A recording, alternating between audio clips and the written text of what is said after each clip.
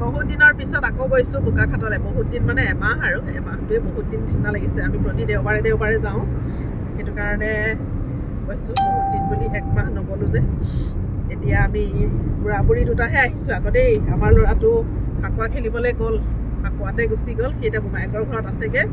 আজি চানহঁতো আহিব বিশ্বনাথ চাৰিআলিৰ পৰা, গতিকে তাৰ লগৰীয়া আহিব। সি চাগে ক'ত আহিব আৰু, থাকিলেও থাকক বাৰু, পৰীক্ষাৰ ৰিজাল্ট দিয়ালৈকে আৰু স্কুল বন্ধ যেতিয়া এতিয়া সি দুদিনমান তাতে থাকিব।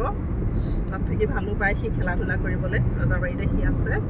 আমি দুটা এতিয়া গৈ পেলাই সেই ঘৰখনৰ কামবিলাক চামগৈ আৰু লাহে লাহে কামবিলাক কৰি থকা হৈছে আৰু কেতিয়া ঘৰ ওলাব নাজানো আৰু। ঘৰখনত এতিয়া ৰং দিয়া হৈছে, ৰং নহয় পুটিন কটা হৈছে বাৰু, ৰং দিয়া নাই। পুটিন প্ৰাইমাৰ এইবিলাকহে কৰা হৈছে, মৰা হৈছে। ৰাস্তাবোৰ পূৰা বেয়া হৈ গ'ল আৰু এইফালে বৰষুণ হৈ আছে। আমাৰ গোলাঘাটত বাৰু বৰষুণ নাই, এইফালে কিন্তু এতিয়া বৰষুণ পানী হৈ গৈছে ৰাস্তাত। বাৰিষা অহাৰ লগে লগে ৰাস্তাবোৰ বেয়া হৈ যায় যে, সেইটোৱে দিগদাৰী। গৈ থাকোঁ বলক। আৰু বোকাখাট পোৱাৰ পিছত ঘৰখনৰ ৰং কেনেকুৱা হৈছে দেখুৱাম। ঘৰে বৰণ সলাইছে বুলি কৈছে। আজি অকণমান ভিডিঅ' কৰিম আৰু দেখুৱাম বাৰু দেই আপোনালোকক। এতিয়া আমি গৈ থাকোঁ বোকাখাটলৈ। আহোঁতে ঘৰত সোমাই ভাতকেইটা খাই আহিম মাহঁতৰ ঘৰত।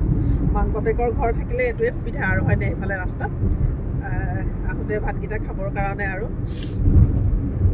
সুবিধাটো হয় আৰু। এতিয়া গৈ থাকোঁ আৰু অলপ।